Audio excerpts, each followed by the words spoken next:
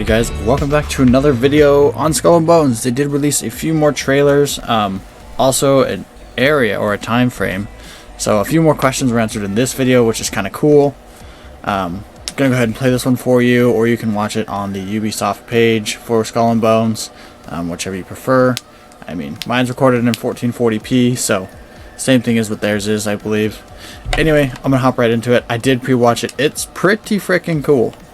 The first part of the trailer looks epic, but I had somebody comment that I was talking when the video was playing, so I won't do that. I'll pause it. Most of us are used to pirates based in the Caribbean, but Skull and Bones is inspired by the second golden age of piracy, which was a tumultuous period in the Indian Ocean, full of conflict and chaos, but also opportunity and riches. Okay, I'm already pausing it, but that was freaking crazy. Imagine if the game looked like that. Also, it's cool it takes place in the tumultuous period of the Indian Ocean. So that's kind of how I answered it, because they had said in the beginning, they were like, most people, you know, when they think of pirates, are thinking of Pirates of the Caribbean or something relative. And that's exactly what I thought, but now we know why the ships are a little bit different. The time period is much different, much earlier time. Tumultuous period in the Indian Ocean, full of conflict and chaos, but also opportunity and riches.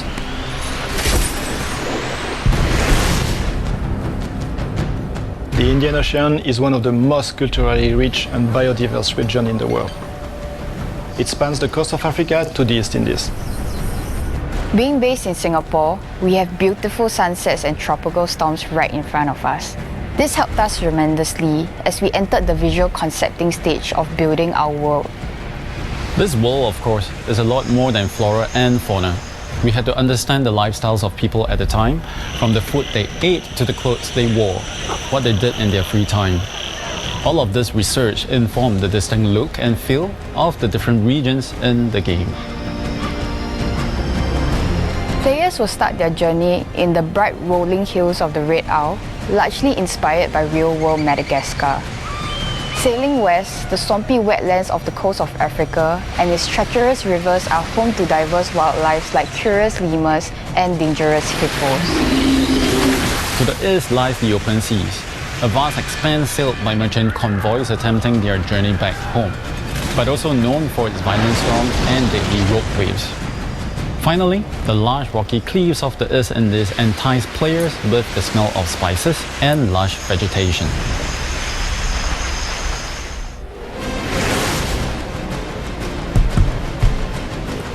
Even if they spend most of their time at sea, pirates need to make stops on land and to resupply and cut deals with the local kingpin and factions.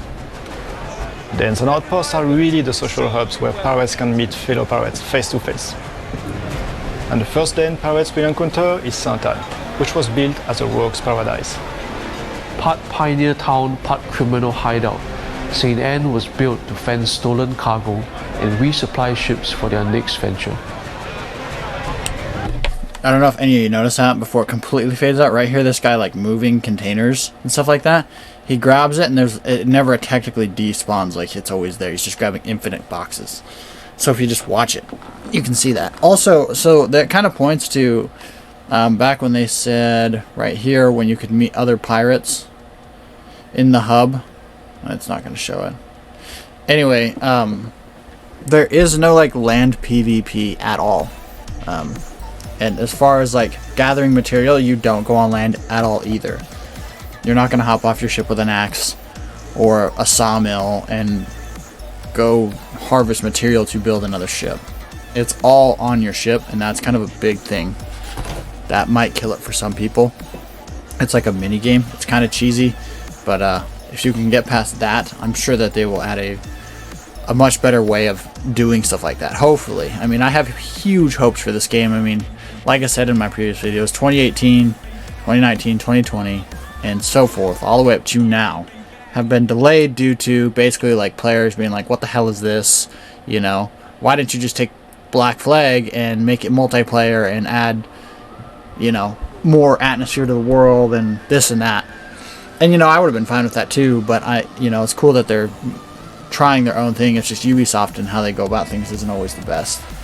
But as I said before, I don't think there's going to be a lot of open world PvP other than the hemp wagers or whatever they called that, and world events. Aside from that, I don't think there's going to be a lot of PvP at all, to be honest with you. Like I said, there's no land PvP or any of that stuff. It is a dangerous melting pot of pirates and fugitives, which can be seen in its rowdy inhabitants, but also in the bric-a-brac architecture style of the buildings.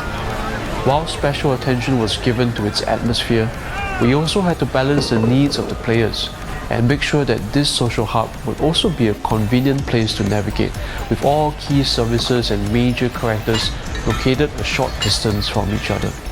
Skull and Bones reward exploration, and players can discover various outposts in the world. These are a handy speed stop where players can meet others wandering criminals and engage in shady deals.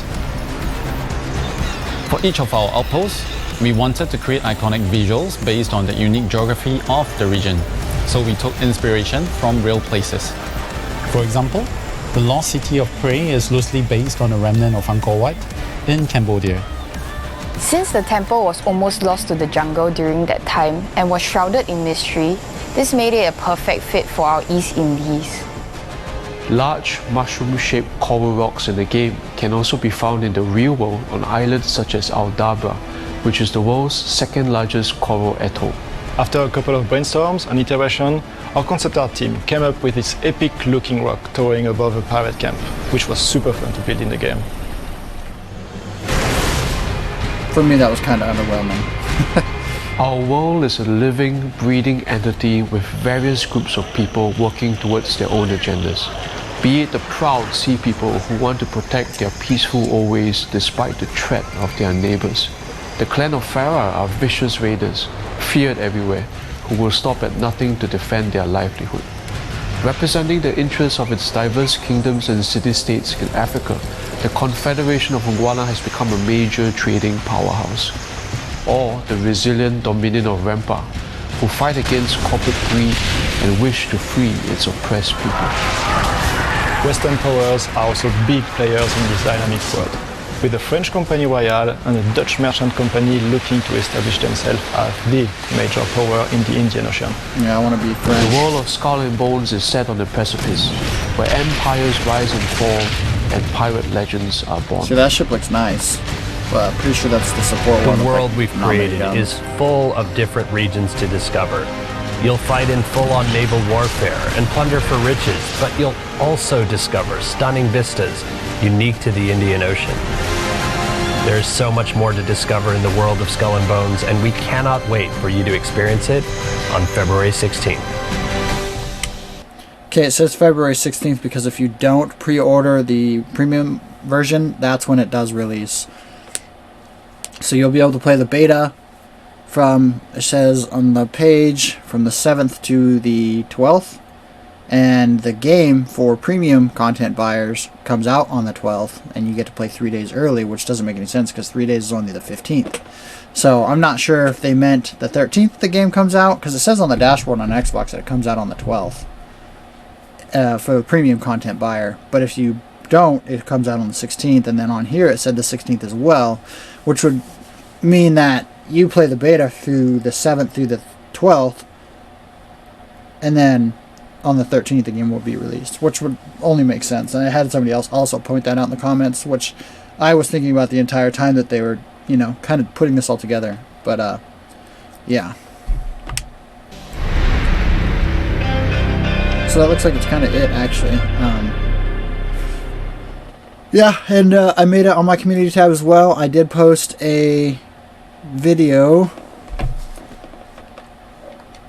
or not a video, but I posted a post just to a reminder to everybody that the beta does come out on the 6th, the pre-download, not the actual beta. It's just allowing you to download the beta, as it says here, preload, so you'll be able to pre-download the beta on the 6th. And the beta will start on the 7th, so the following day, run through the 8th, 11th, and it looks like the 12th. So yeah, and then the 13th the game comes out, or let's just go ahead and, it's on my dashboard right here. go ahead and select. Oh, I didn't want to do that. Where is the premium edition? Here we go. So see right there, pre-order right there, February 12th, 2024. That's when it comes out at 10 p.m. for my time zone. It might be different time zone for you. But yeah, but then as you can see, the beta says that February 12th is the last day of the open beta. So I'm not sure how that's supposed to work, but I guess we'll find out. It'll all kind of mix match. I mean, I already have the pre-order for the premium, so I will be playing that the day that it comes out. Anyways, guys, that's all I kind of have for you. There's not much news, just kind of content as far as videos go. But I'll post this one. And to all you guys who watch my videos, thank you for subscribing and helping my channel out. I appreciate it a lot. And we'll see you guys in the next Crossout or Skull and Bones video.